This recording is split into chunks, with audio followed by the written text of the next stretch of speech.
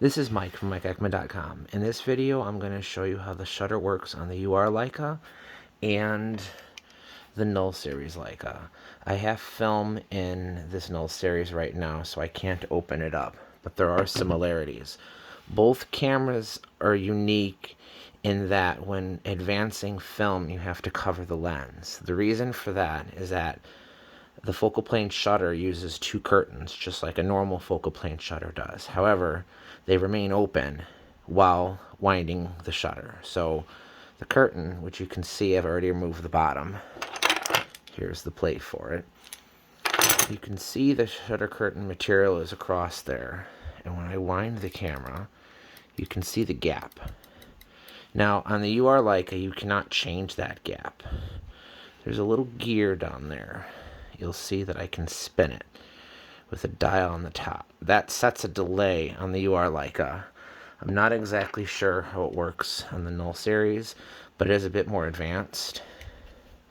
You have to change speeds with this dial.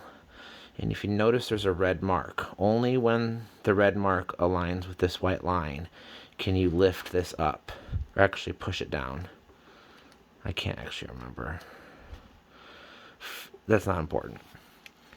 The point is that on these cameras, that gap is essentially allowing light to pass through the lens and hit your film.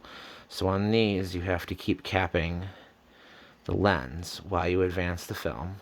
Then you got to remember to open it up again. And then when you fire the shutter, let me finish winding it, it flies back. So let's see if I can get that a little bit closer. So you can see the gap.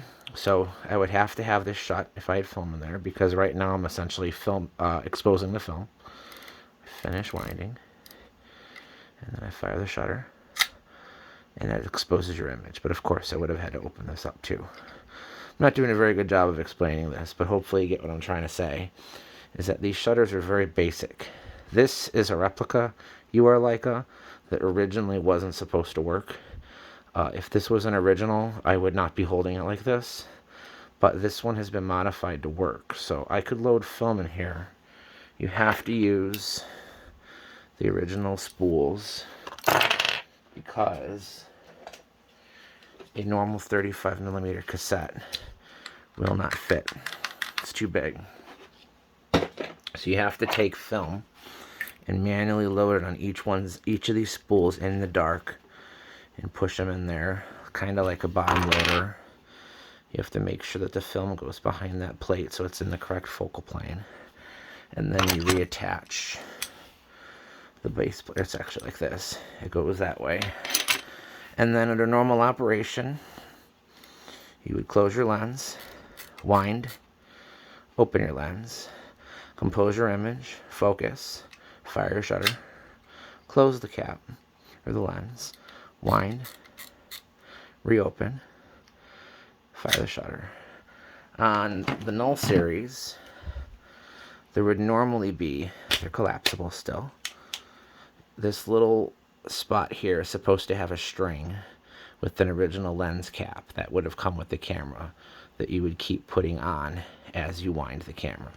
So I'm going to do something very bad. I just wound this shutter with the lens open. I just ruined my exposure.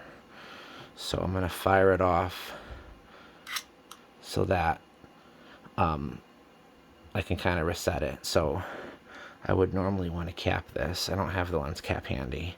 But what I was trying to show before is, if you notice, it says 50, 20, 10, 5, 2.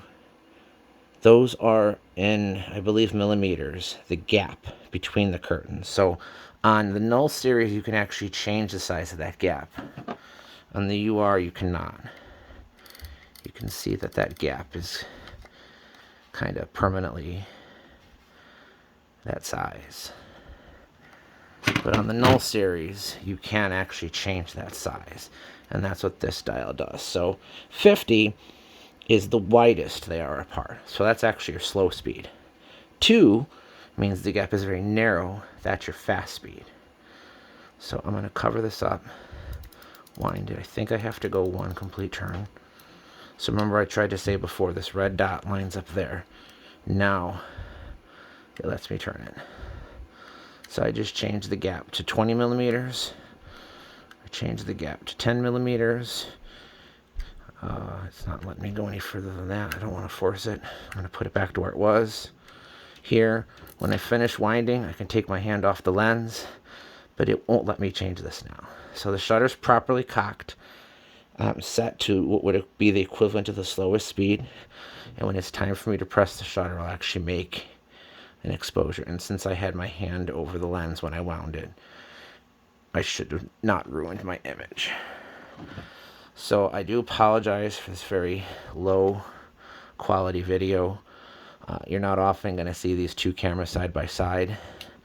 I'm sure I missed something, but hopefully this gives you kind of a better idea of what Oscar Barnack was coming up with when he was creating the original Leica. Hope you enjoyed.